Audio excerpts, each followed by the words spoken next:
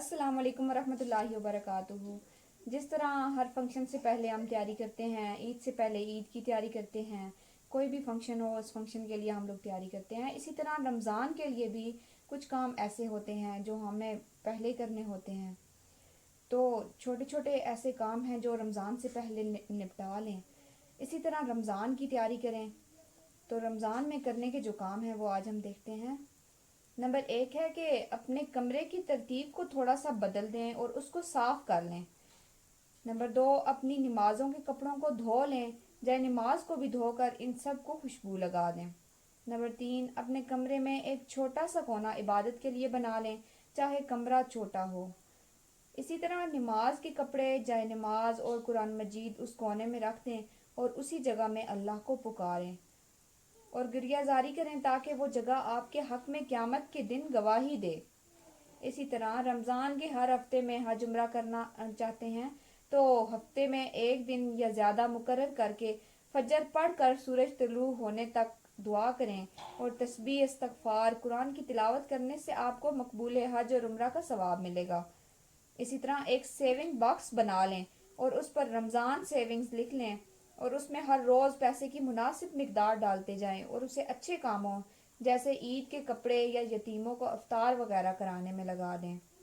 इसी तरह कोई सूरत जो आपको पसंद हो और आपको महसूस हो कि वो आपके दिल से बहुत करीब है, आप उसको हिफ्ज़ करने के लिए अल्लाह से अहद कर लें तो आपको इस फजीलत वाले महीने में बहुत बड़ा अजर मिलेगा। इसी तरह कसरत से इस्तगफार करें, अपनी हाजात इस्तगफार से शुमार करके मांगें। मसलन अल्लाह आपको साले औलाद अता फरमाए या आपकी परेशानी को दूर कर दे। इसी तरह जो जो आप दुआ मांगना चाहते हैं, और बहुत सी चीज़ें ऐसी हैं जिनका हल सिर्फ इस्तगफार है। इसी तरह तीन बहन भाइयों या दोस्तों के लिए दुआ रोज़ाना मखसूस कर लें, यानी रोज़ाना फ़लाँ फ़लाँ और फ़लाँ के लिए दुआ करें और उनसे भी दरख्वास्त करें कि वो भी आपके लिए दुआ करें।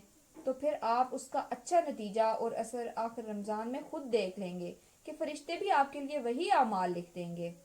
इसी तरह एक बहुत अच्छी बात यह है कि अगर आप हर रोज़ किसी मुफलिस ख़ानदान को अपने इफ्तार में शरीक कर लें, वो इस तरह के अपने खाने की मिकदार को बढ़ा दें और उन्हें इत्तला कर दें कि उनका इफ्तार आपकी तरफ से है। इसी तरह कुरान की खूब तिलावत के साथ ये नियत करने से कि आप तीन ख़त्म करेंगे, तो अगर ना भी हो सके तो भी नियत की वजह से कुरान के एक एक हर्फ पर 10 नेकियां मिलेंगी। तो रमज़ान में तो अजर कितने गुना होगा। लिहाजा मौका से फ़ायदा उठाएं। हर रोज़ कुछ रकम रख दें और हर हर 10 दिन में किसी यतीम को सदका खैरात कर दें। अच्छी मुनासिब रकम की मिकदार हर रोज़ उस फजीलत वाले महीने में उन ख्वाहिशात के लिए जोड़ रखें जिनको पूरा करने की नीयत रखते हों। अल्लाह ताला से दुआ है, अल्लाहुम्मा बल्लिगना रमज़ान, ए अल्लाह हमें रमज़ान तक पहुँचा दे। रमज़ान को ज़िंदगी का मौका समझें और उस माह खैर को गनीमत समझें। बस दुनिया तो फ़ानी है और हर चीज़ फ़ानी है, सिवाय आमाल के हरगिज़ कुछ बाकी नहीं रहेगा सिवाय अल्लाह की ज़ात के। जज़ाकुमुल्लाहु खैरन कसीरन व अहसनल जज़ाउ फिद्दारैन।